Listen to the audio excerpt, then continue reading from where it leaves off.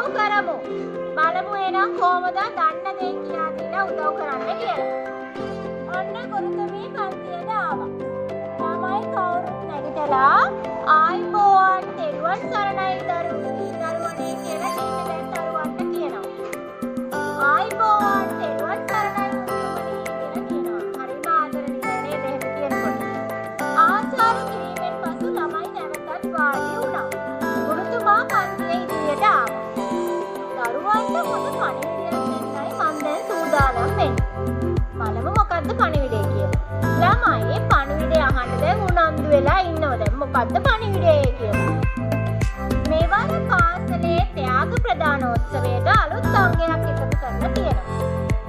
ඒ තමයි සෑම පන්තියකින්ම හොඳ ළමයෙකු තෝරා ත්‍යාගයක් පිරිනමනවා. ඉතින් එතනදී අපි ළමයෙක් ගැන හොඳ ළමයෙක් තෝරන්න කරුණු කිහිපයක් බලනවා. හොඳ ළමයා තෝරන්න යන්නේ දිනපතා පාසල් එන්නේ. පොත්පත් පිළිතුරු තියාගන්නේ. ගුරුවරුන්ට කීකරුව ඉගෙනීම් කටයුතු කරන එක. දෙමාපියන්ට ගුරුවරුන්ට ගරු කරන එක වගේ සුවිශේෂී ගුණාංග බලනවලු මේ හොඳ ළමයා තෝරන තරගෙ. අපිටත් වෙන්න පුළුවන් ඔන්න හොඳ ළමයා. මේට අමතරව ළමයිට අවස්ථාව තියෙනවා තමාගේ පන්තියේ හොඳම යාළුවා තෝරගන්න. කතාව නතර කරලා ගුරුතුමා ළමයි දිහා බැලුවා. බලනවාගේ ළමයි දිහා බැලුවා. ළමයි හරි ඕනෑකමින් තමයි මේ කතාව අහගෙන හිටියේ. දැන් මේ දරුවන්ට කියන්න පුළුවන් මේ පන්තියේ ඉන්න හොඳම ළමයා ගැන. එයා හොඳයි කියලා කියන්න ඕනේ.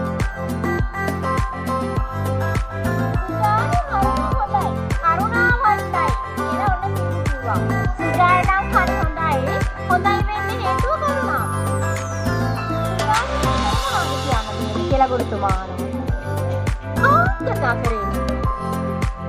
ඊට පස්සේ සමෙක් කෙනෙක් කියනවා තිලක් පොඩ දෙන්නක් හොඳයි. තිලක් කියන කෑම අපිට බෙදලා දෙනවා. හසුනේ කිව්වා.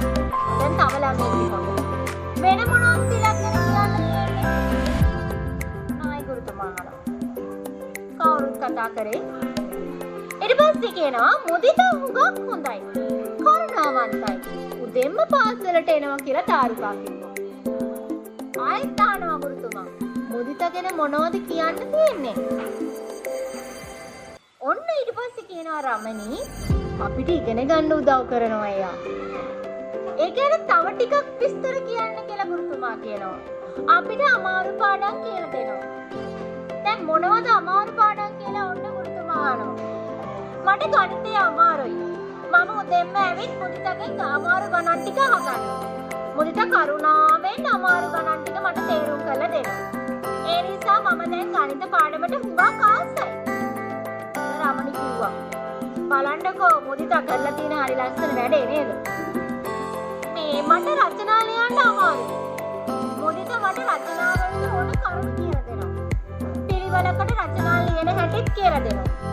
පොත් පත්තර කියවලා කරුණු සොයා ගන්න කියලා උනන්දු කරනවා මාව. මාර හොඳ යාළුවෙක්. තවත් තොරතුරු කියනවාද මුදිත ගැන? කියලා ආයේ ගුරුතුමා ඕනෙකම ළමයි දිහා බලනවා. මුදිත හැමදාම අවසර අසල්වැසි ගංගිලවල්ලා දීපදෙනට පාඩම් කියලා දෙනවා. එහෙම කියලා දෙනවා කියලා එයා දන්නවා කියලා තුෂාරි කියනවා.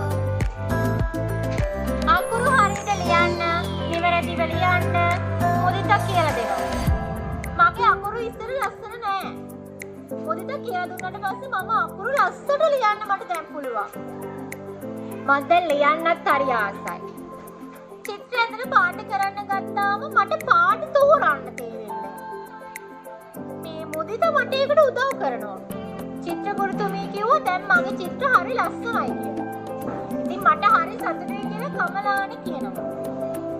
මුදිත හරිම හොඳයි. පන්තියේ හැම දෙනාම කිව්වා. කවුරුත් හොඳ නෑ කිව්වේ නෑ. මට දැන් වැටහෙනවා මුදිත කාටත් උදව් කරන හොඳ ළමෙක් බව.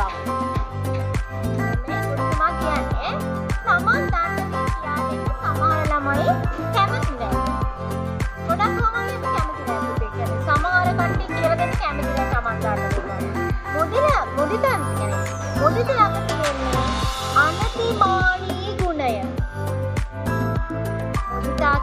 දරුවා ගාව තියෙන්නේ අනිතිමානී ගුණය. ඒ කියන්නේ අහංකාරකම, ආඩම්බරකම නැති එක. ඒ නිසා තමන් දන්න දේ ආඩම්බරකමක් නැතුව යාළුවන්ට කියලා දෙනවා. දැන් මුදිතා ළඟ තියෙන මේ ගුණය හරිම උසස් ගුණයක්.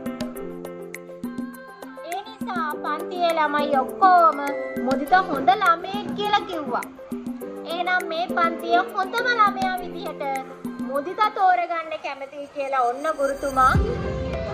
ඉතින් අපි අනතිමානී ගුණය කියන එක ආඩම්බරකම, අහංකාරකමක් නැතුව අපි දන්න දේවල් අපේ යාළුවන්ට වැඩිහිටියන්ට කියලා දෙන්න පුළුවන් නම් අපිටත් ඔන්න හොඳ ළමයෙක් වෙන්න පුළුවන්.